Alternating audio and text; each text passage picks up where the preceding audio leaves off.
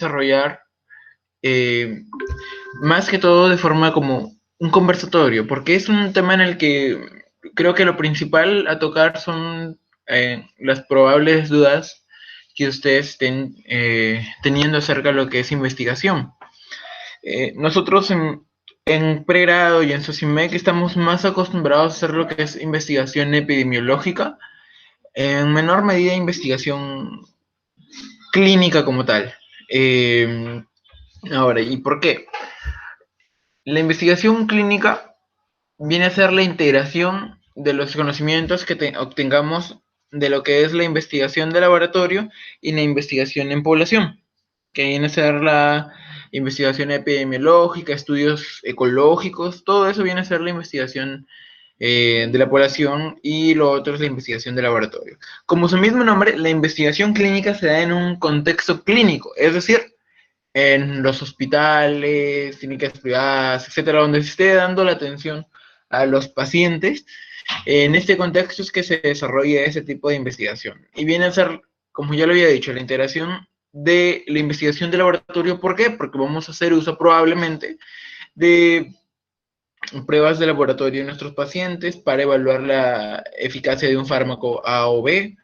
Y además vamos a basarnos en lo que hayamos encontrado en investigación en la población, probables factores de riesgo a tener en cuenta, variables que intervengan en el efecto esperado en los pacientes y que podrían sesgar el efecto que nos está dando el fármaco, también deberían ser incluidos. Entonces, al obtener todos estos datos, al juntarlos y en base a ello plantear, por ejemplo, un ensayo clínico, estaríamos comenzando a hacer investigación clínica. Nuevamente, en Perú muy poco hacemos, al menos en pregrado, investigación clínica, porque a veces lo consideramos muy complejo y en parte podría serlo, pero eh, creo que podemos hacer incluso algunos modelos de investigación clínica más sencillos que pueden estar a nuestro alcance y en los cuales podríamos estar aportando mucho. Ahora, primero, antes de eso, nosotros tenemos que entender qué es la investigación en sí y cómo va a ser el proceso como tal. Entonces, podemos dividir lo que es la investigación en anatomía y fisiología, haciendo una analogía simple. Por ejemplo, en el cuerpo, la anatomía, ¿qué viene a ser? La estructura ósea, los músculos, nervios, vasos sanguíneos, etcétera, y fisiología, cómo todo eso empieza a funcionar, ¿verdad? La investigación, ¿qué vendría a ser la anatomía de la investigación? Viene a ser nuestro proyecto físico como tal. El manuscrito en físico, el consentimiento informado, todas esas partes vienen a ser la anatomía. ¿Y qué contiene el manuscrito? Contiene la pregunta de investigación, ahí está escrito el diseño del estudio, los participantes, las mediciones que vamos a hacer, cómo se hizo el cálculo de la muestra, etc. Todo lo que nosotros planteamos está acá, en la anatomía. Y fisiología, cómo todo lo que planteamos va a servir. Entonces, para eso debemos encontrar o debemos grabarnos dos conceptos importantes, que es la validez interna y la validez externa. En términos generales, validez interna viene a ser el que nosotros estemos midiendo lo que realmente queremos medir. Quiere decir esto, que si yo estoy midiendo consumo de alcohol, realmente estoy midiendo consumo de alcohol de forma adecuada, por ejemplo, en estudiantes de medicina. Y para eso quiere decir de que yo tengo que usar un instrumento adecuado. Eh, y para eso se han creado instrumentos que miden consumo de alcohol que ya están validados, que probablemente tú tengas que hacer una piloto para hacer tu propia validación y encontrar valores de confiabilidad y consistencia interna, es cierto, pero en grandes rasgos es que midas lo que quieres medir. Por ejemplo, eh, es distinto que yo evalúe consumo de alcohol con esta pregunta. ¿Usted es consumidor frecuente de alcohol? ¿Sí o no? Y coloca sí, no, y con eso mido el consumo de alcohol. Eso es una pregunta muy subjetiva que podría traernos grandes sesgos. ¿Por qué? Porque para mí frecuente podría ser 5 veces a la semana, mientras que para María frecuente podría ser una vez al mes. Entonces, ¿tendrán el mismo grado de consumo de alcohol María y mi persona? Obviamente no. Pero sin embargo, ante esa pregunta van a contestar sí y lo vamos a calificar como igual. Entonces no estamos midiendo lo que queremos medir. Entonces cuando nosotros logremos medir correctamente las variables y podamos reflejar la realidad en nuestra población de investigación, en nuestra muestra, en los sujetos que entran en nuestro trabajo, cuando la realidad del estudio se refleja a nuestra propia población escogida, estamos hablando de validez interna. Pero la capacidad que tengamos después de extrapolar los datos a otras poblaciones, a otras realidades, va a llamarse validez externa. Entonces, es importante que nosotros tengamos o busquemos tener una buena validez interna y una buena validez externa. No quedarnos simplemente en el proyecto, en la anatomía. No es igual tener solamente un cuerpo o estructural sin funcionamiento. Entonces, por ende, la fisiología viene a ser la importancia o la función que le vamos a dar a nuestro proyecto de investigación como tal. Entonces, validez interna y validez externa son unos conceptos a tener en cuenta ahí. Entonces, en la anatomía de la investigación, el objetivo va a ser crear elementos para que el proyecto sea visible y eficiente. Porque cuando tú tienes dudas, en plena ejecución del estudio, ¿a dónde vas? A tu mismo proyecto, revisas y estaba planteado de esta forma. Ok, continuemos. Mientras que en fisiología, el objetivo es reducir al mínimo los errores, ya sean aleatorios y sistemáticos. Recuerden que el error aleatorio es el error que está implícito ya en los trabajos, mientras que el error sistemático es el que conocemos como sesgo. ¿Ok? Que amenazan a las conclusiones basadas en estas inferencias. Y el proceso de investigación tiene una secuencia, ¿no? La primera es elegir la pregunta a investigar. Entonces, estamos hablando de investigación clínica. Justo estaba con una doctora hace poco viendo un proyecto que ella me comentó que planteaba. En la pregunta a investigar es si es que los inhibidores de bomba de protones de primera generación los de segunda generación son mejores que los de primera generación en terapia concomitante para la erradicación del Helicobacter pylori. Entonces, esa es la pregunta que se planteaba. Entonces, todo parte de ahí. Después de que tú te planteas la pregunta, empiezas a investigar qué tanto has investigado sobre el tema. Entonces, desarrollo del protocolo. Es decir, la parte anatómica de la investigación. Ok, desarrollas el protocolo y luego lo que haces es la comprobación previa y revisión del protocolo. Porque siempre esto pasa por revisiones, envíos a comité de ética, a los asesores, a expertos, etc. Cuando ya hayas revisado muy bien tu proyecto, ahí ya te puedes animar y ya tengas la aprobación del comité de ética, porque si estamos hablando de investigación clínica, tienen que tener la aprobación del comité de ética, sí o sí. Una vez que está todo listo, recién se animan a la realización del estudio, la ejecución.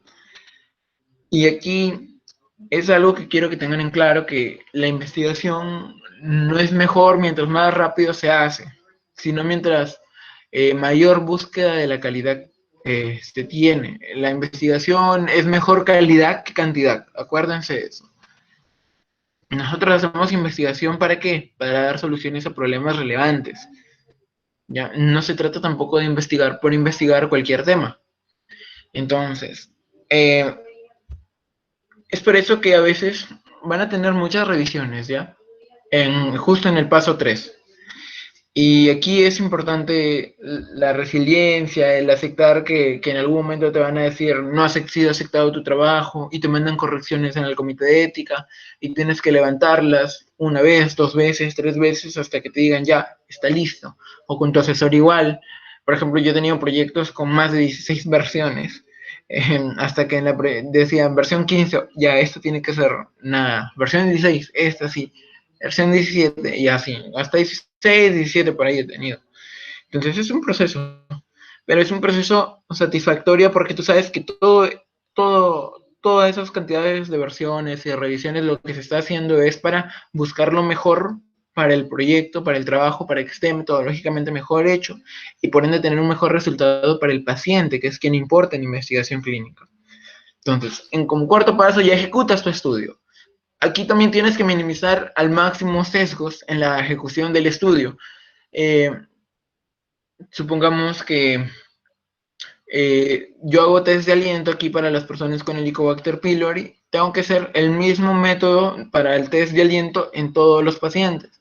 Y si tengo personas que trabajan para mí en el proyecto de investigación, tengo que asegurarme que estas personas todo lo ejecuten de la misma forma para no tener un sesgo ahí que sea por la persona que recolecta los datos, que puede darse. Para esto se generan incluso protocolos de recolección de datos, ¿no? Como manuales que te dicen, el paso 1 es este, luego haces esto y esto, y así.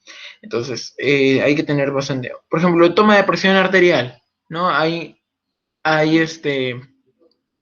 manuales o protocolos, tienen un nombre, tienen, no recuerdo el nombre correcto para estos manuales, porque no se llaman manuales, tienen otro nombre, pero existen para que todos midan la presión arterial de la forma adecuada.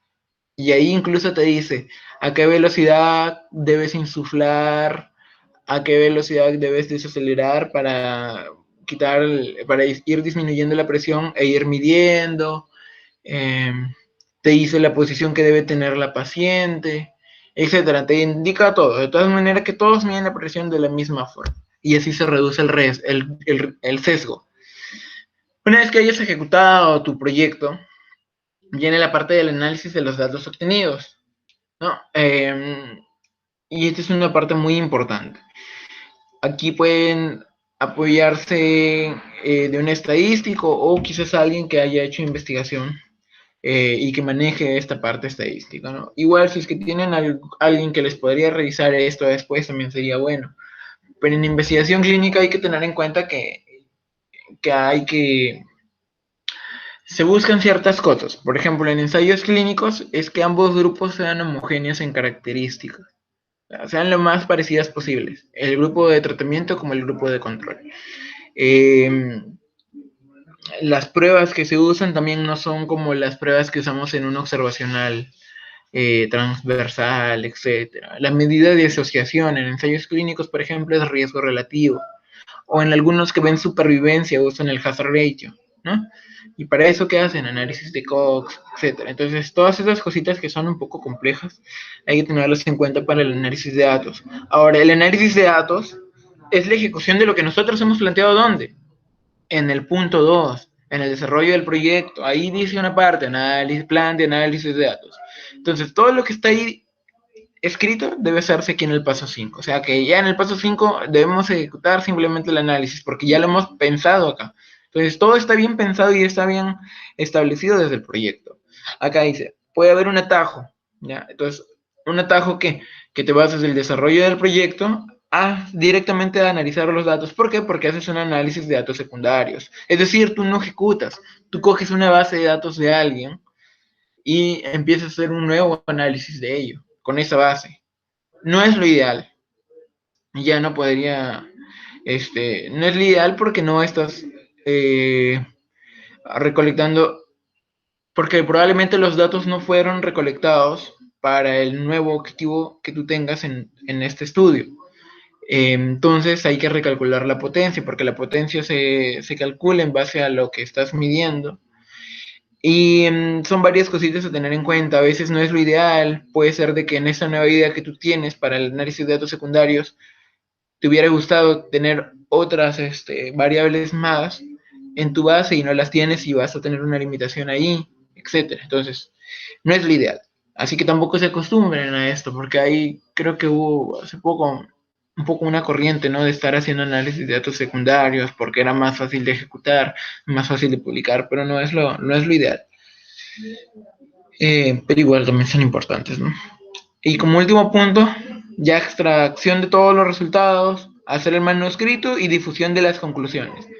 Tenemos que publicar todo lo que se está haciendo, lo que he investigado, lo que hemos encontrado. Es una falta ética no publicar los resultados, ¿ok? El no compartir el conocimiento puede considerarse una falta ética. Entonces, en la anatomía de la investigación, como les venía diciendo, es la del proyecto. ¿Y para qué lo usamos? Para buscar financiamiento. Para eso es importante que nosotros redactemos un buen protocolo, ¿ok? Y para el comité de ética. Para estos dos, para estas dos cosas es muy importante. Para que te lo aprueben en el comité de ética, que tiene que estar bien explícito, detallado, y financiamiento, que tu proyecto convenza a alguna entidad de darte dinero para ejecutarlo. Ok. Y bueno, poseen una función científica esencial, como ya les había dicho, ayuda al investigador a organizar su estudio de un modo lógico, dirigido y eficaz. Ya siempre tú, cualquier cosa, te diriges a tu proyecto y ahí debe estar la respuesta. Entonces, en la anatomía, lo que debemos tener en cuenta en el protocolo es la pregunta de investigación, la introducción. En la introducción es por qué son importantes estas preguntas. O sea, aquí te tienes que convencer al lector, ya sea del comité de ética, del que te va a dar el financiamiento, etcétera, de decir, oye, tu trabajo es relevante, es importante, yo tengo que apostar por ese trabajo. Eso tiene que estar descrito en la introducción. Hay que recordar que la introducción no es una revisión de antecedentes y una descripción de antecedentes, ¿ok? Es más, una introducción debería tener 3 párrafos, a lo mucho 4, que es lo recomendado, ¿no? No deben ser muy extensas tampoco. En el diseño, ya aquí en la parte de metodología, hay que evaluar el marco temporal, en qué tiempo lo vamos a hacer, y el diseño epidemiológico a seguir. Aquí es cómo se va a estructurar el estudio, qué es lo que vamos a hacer, cómo vamos a responder a nuestra pregunta de investigación. Lo vamos a hacer a través de un transversal, un casos y control, es una cohorte, o en investigación clínica vamos a hacer un ensayo clínico, o vamos a hacer un estudio cuasi experimental. Entonces, hay que preguntarnos eso, si es que ese ensayo clínico va a ser con enmascaramiento o sin enmascaramiento. Eh, ¿Y va a haber aleatorización o no va a haber aleatorización? Son cositas a tener en cuenta.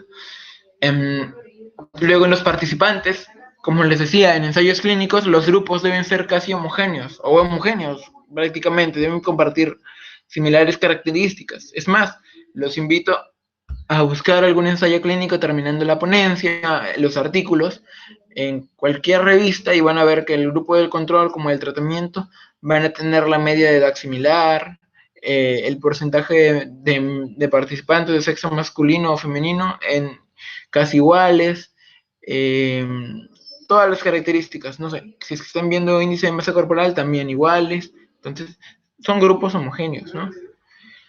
Y también a veces se tiene que ver la variabilidad de la población, que no sean solamente de un lugar con ciertas características, sino se trata de incluir la mayor cantidad de participantes que reúnan distintas características para que al final mis resultados puedan ser extrapolables a distintas poblaciones. ¿Ok? Y para ese criterio de selección, yo tengo que ver qué pacientes no nos podrían sesgar los resultados. ¿Ok? ¿Qué pacientes, por ejemplo, en esto que yo les hablaba de erradicación del Helicobacter pylori, podrían tener alguna enfermedad que haga que la terapia concomitante no funcione? Entonces, quizás tengan cáncer gástrico, etcétera. Entonces, tenemos que ver, y a esos pacientes se les excluye, ¿ok? Y el diseño del muestreo, cómo se va a seleccionar esta población, de forma aleatoria o no aleatoria. Y si es aleatoria, ¿en qué proporción? 1 a 1, 2 a 1, 1 a 2. Eso quiere decir, por ejemplo, que ingresa un paciente, este paciente pasa, si es de 1 a 1, conforme pasa uno para tratamiento, pasa uno para control. Si es de 1 a 2, conforme pasa uno a tratamiento, pasan 2 para el control. Cositas así. Las variables a incluir, cómo las vamos a medir, quién es nuestra variable dependiente, las variables independientes y las otras variables a tener en cuenta, es muy importante, las confusoras y mediadoras de efecto. ¿Y cómo se van a medir? ¿Qué mediciones se realizarán? Porque esto, ¿en qué iba a afectar a nuestra validez interna? ¿Ya? Y tenemos que asegurar una buena validez interna para también tener una buena validez externa, ¿ok? Aquí en lo que son variables confusoras y mediadoras de efectos son variables que podrían o bien hacer que nuestro outcome principal, nuestro resultado principal esté sobreestimado o subestimado. Y, y van a ver, y esto es ya quizás es otro motivo de otra clase, por ejemplo, cuando ustedes hacen modelos de regresiones y hacen modelos ajustados. Por ejemplo, si deseas ajustar, se ajusta por las variables confusoras, no por las variables mediadoras de efecto. Y son varias cositas ahí a tener en cuenta, que son ya cuestiones de estadística como tal. Y también de epidemiología, los DAG, que deberían, DAG. Búsquenlos y son, a veces es recomendable que antes de hacer tu proyecto, o conforme estás haciendo tu proyecto, también hagan los DAG. Al menos nosotros nos lo hacían hacer en la pasantía en Emerge como algo, como... Okay, no puedo escribir bien aquí en el acto. Está bien fea la letra, pero son así, DAG. Ya, ponen DAG, epidemiología y bueno, chequean. Son gráficos acíclicos dirigidos, ¿ok? Sino que está en inglés, la abreviatura. Y los datos estadísticos, la hipótesis, el tamaño de la muestra, el método para analizar y la potencia del estudio, que es muy importante. ¿Cuánto es la potencia recomendada? Mayor a 80%. El tamaño de muestra se hace teniendo en cuenta un posible error aleatorio, teniendo en cuenta la cantidad el porcentaje de deserción probable de la población, etcétera. Entonces ahí teniendo todo eso en cuenta se calcula el tamaño de la muestra. Y como ya les había dicho, en la fisiología lo que es validez interna y validez externa, no voy a regresar mucho ahí, pero este cuadro nos resume bastante bien eso, ¿no? Como validez interna y validez externa, por ejemplo, todo nace, primero empiezas con el diseño y realización, ¿ok? Diseñas y realizas. Empiezas con una pregunta de investigación, para eso haces un diseño y creas tu plan de estudio, tu proyecto. Después que tienes tu proyecto, lo realizas y tienes el estudio real, ¿ok? Cuando tienes tu estudio real, tienes hallazgos en el estudio, ¿no? Y estos hallazgos son válidos para quién? Para tu población de estudio. Ahí ni siquiera estamos hablando de la realidad en el estudio, sino de lo que has encontrado. Yo he encontrado que el 60% son consumidores crónicos de alcohol, por ejemplo. Ahora, eso es el hallazgo del estudio, pero la realidad en el estudio, que si es que realmente eso es cierto, es verdad en mi población estudiada que el 60% son alcohólicos crónicos y eso tiene que ver con validez interna, con que yo haya medido lo que he querido medir, así suena a trabalenguas. Entonces, si yo puedo inferir desde los hallazgos en mi estudio a mi realidad en mi propio estudio de forma correcta, tengo buena validez interna. Y cuando de la realidad en mi estudio yo puedo inferir sobre la realidad en el universo, en otras poblaciones, hablamos de validez externa. ¿Ok? Luego, algunas cosas a tener en cuenta para preguntas clínicas, ya que estamos en investigación clínica. El modelo PICO se creó para estudios clínicos, ¿ok? No se creó para otro tipo de estudios. En realidad, el modelo PICO es para ensayos. Por eso se dan cuenta que en algunos modelos epidemiológicos el modelo PICO no encaja correctamente. Por ejemplo, en un estudio descriptivo, observacional descriptivo simplemente, van a tener la P y la O, no van a tener ni la I ni la C, ¿no? Etcétera. Entonces, tienen que tener en cuenta eso. El modelo PICO fue creado para preguntas clínicas, para preguntas para ensayos clínicos o estudios experimentales. Entonces, la P para recordar simplemente paciente, población o problema. La I, que puede ser de intervención, factor pronóstico o exposición, por eso se dice PICO o PECO, de acuerdo a esa intervención o exposición. La C es el grupo comparador, o una segunda intervención si es que es apropiado, ¿no? Pero es con el que vas a comparar, valga la redundancia. La O de outcome, en inglés, que es resultado. Y algunas otras cosas que podrías tener en cuenta que se sugieren, ¿no? La T y la S, pero ese es como un PICOX, donde ya de una vez incluyes desde el comienzo de tu pregunta el tipo de pregunta que estás haciendo. ¿Qué tipo de pregunta? Si es una pregunta para diagnóstico, para lo que buscas es etiología, factores de riesgo, daño, pronóstico de enfermedad, prevención de enfermedad. ¿Y qué tipo de estudio quieres encontrar? ¿Cuál sería el mejor diseño de estudio de metodología para lo que estás buscando? Entonces, esto es recomendado, ¿por qué? Porque cuando tú planteas tu pregunta de investigación, tú ya debes tienes que hacer esto de forma automática en realidad, lo van a ir adquiriendo con la práctica. Cuando ustedes digan, mi pregunta de investigación es esta, ya de forma automática ustedes deben saber cómo lo van a ejecutar, qué diseño de estudio van a seguir y qué tipo de preguntas estás. Entonces estos dos elementos es como que deberían salir de forma automática. Y para, para centrarnos un poco en los modelos de estudio que hay en investigación en general, ¿no? Tenemos observacional y experimental. Nosotros estamos acostumbrados a la parte de la derecha, a hacer observacional, que sean estudios analíticos, los cuales pueden ser cohortes, transversales, casos y controles, de acuerdo a cómo se miden las variables en el tiempo. Y si es que no hay análisis entre las variables, simplemente un estudio descriptivo, que es observacional, ¿no? Ahora, si es que mido primero la exposición y luego el desenlace, es una cohorte. Este es a grandes rasgos, ¿ya? Porque no es que todo sea absoluto. Si es que se mide la exposición y el desenlace al mismo tiempo, como una foto, es un transversal. Pero si mido el desenlace y del desenlace parto y averiguo qué estuvieron expuestos los pacientes, estamos ante un caso así control. Entonces, ese es a grandes rasgos, no estoy entrando mucho ahí, pero a lo que sí, cuando hablamos de investigación clínica, a veces está relacionado un poco con el diseño experimental. Aquí tenemos que ver si es que hay asignación al azar o no. Si es que hay asignación al azar, estamos ante un ensayo clínico aleatorizado. Pero si no, ya estamos ante un estudio cuasi experimental. Entonces ustedes han visto ensayo clínico randomizado, o luego dice ensayo clínico no randomizado o no aleatorizado. Si te dicen no aleatorizado, ya dices, ahí hay un gran sesgo. Para empezar, es un cuasi experimental, los datos probablemente no van a ser muy extrapolables, etcétera. Luego el enmascaramiento. El enmascaramiento es o es de etiqueta abierta, o hay un enmascaramiento simple, o doble ciego, o triple ciego. ¿Qué quiere decir esto? Etiqueta abierta es cuando todos saben lo que se está recibiendo. El paciente sabe que recibe, si es que recibe el placebo o el fármaco del control, del grupo control, o el fármaco experimental en este caso, y también el que lo prescribe. Todos saben. Esa es etiqueta abierta. Ahí hay un sesgo, ¿ok? Porque esos estudios tienden a sobreestimar el efecto. Acuérdense eso.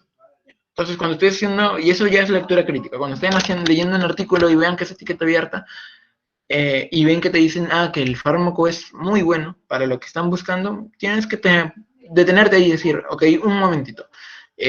Por el diseño puede ser que este efecto esté sobreestimado. Entonces tienes que tocar los resultados con pinzas. Luego, si aparte de eso te dice que no es aleatorizado, etcétera, con más cuidado, ¿no? Ahora, enmascaramiento simple en investigación clínica es cuando solamente la persona que recibe el medicamento no sabe lo que está recibiendo. Doble ciego es cuando ni el que lo prescribe ni el que lo recibe saben qué se está dando. Y triple ciego es cuando el equipo investigador, ni el que lo recibe, ni el que hace el análisis estadístico. O sea, esos tres no conocen quién es el grupo control ni el del grupo de tratamiento. Claro, todo esto solamente es conocido por probablemente el investigador principal o al final la misma computadora te diga quién es quién, ¿no? Entonces eso es lo que hay que tener en cuenta. Y la aleatorización que les estoy hablando, es importante que todos tengan la misma probabilidad de ser elegidos. Para eso es la aleatorización, para que todos tengan la misma probabilidad de ser elegidos. Y esto es para salvaguardar las características en ambos grupos, de tratamiento y grupo control. Por ejemplo, en la población en general, el 50% es verde y el 50% es azul. Lo que queremos al obtener la muestra y aleatorizar es de que sigan manteniendo las mismas características. El grupo de tratamiento, 50% verde, 50% azul, y el grupo de control de igual forma. Para esto es la aleatorización o randomización, como quieran llamarlo. Y bueno, eso sería todo. Gracias por su atención. Si tienen alguna duda, encantado de responderles.